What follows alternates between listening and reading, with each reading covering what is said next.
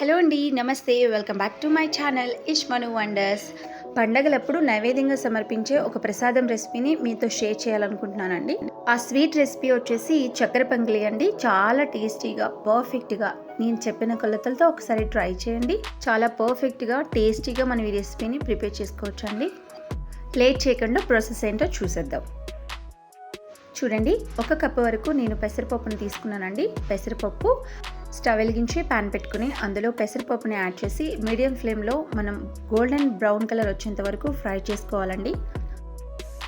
ఇలా దోరగా వేగిన పెసరపప్పుని ఒక కుక్కర్లో యాడ్ చేసుకుని అదే కప్పుతో బియ్యాన్ని కూడా యాడ్ చేయాలండి. అంటే నేను ఈక్వల్ క్వాంటిటీలో పెసరపప్పుని బియ్యాన్ని యాడ్ చేసుకున్నానండి. 2-3 టైమ్స్ నీట్గా వాష్ చేసుకుని అందులో 4 కప్పుల వరకు వాటర్ని యాడ్ చేసుకుని హై ఫ్లేమ్లో 2 విజిల్స్ వచ్చే వరకు మనం కుక్ చేసుకోవాలండి. రైస్ కుక్ అయ్యేలోగా మనం బెల్లం పాకాన్ని ప్రిపేర్ చేసుకుందామండి. చూడండి, నేను అచ్చు బెల్లాన్ని తీసుకున్నాను. ఈ విధంగా గ్రేట్ చేసుకోవాలి. ఒక మందపాటి ప్యాన్ పెట్టుకొని అందులో 1 కప్పు వరకు బెల్లం, 1/2 కప్పు వరకు షుగర్ని యాడ్ చేసుకొని కొద్దిగా వాటర్ వేసుకోవాలండి.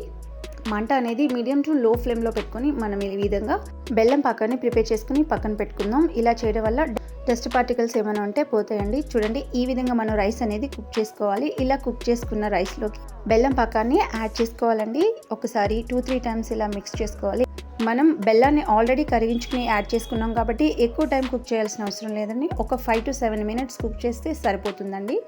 ఇప్పుడు డ్రై ఫ్రూట్స్ ఫ్రై చేసుకుని యాడ్ చేసుకుందామండి. స్టవ్ వెలిగించి ప్యాన్ పెట్టుకుని అందులో 2 tablespoons వరకు గీ వేసుకొని గీ వేడైన తర్వాత అందులో కొబ్బరి ముక్కలు, డ్రై ఫ్రూట్స్ కూడా బ్రౌన్ కలర్ వచ్చేంత వరకు ఫ్రై చేసుకుని మనం ముందుగా ప్రిపేర్ చేసి పెట్టుకున్న చక్కెర పొంగల్లో గీతో పాటు మనం యాడ్ చేసుకోవాలండి.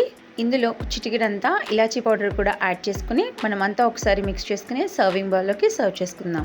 ఎంతో టేస్టీ అయిన ప్రసాదం చక్కెర పొంగలి రెడీ అయిపోయిందండి. చాలా టేస్టీగా ఉందండి. చాలా పర్ఫెక్ట్గా వచ్చింది. నేను చెప్పిన కొలతలతో ఒకసారి మీరు ట్రై చేయండి. ఈ ప్రసాదం చక్కెర పొంగలి దసరా నవరాత్రుల్లో అమ్మవారికి నైవేద్యంగా సమర్పించవచ్చు.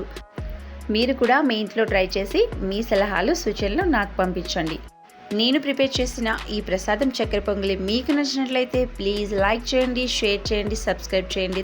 Thanks for watching my video.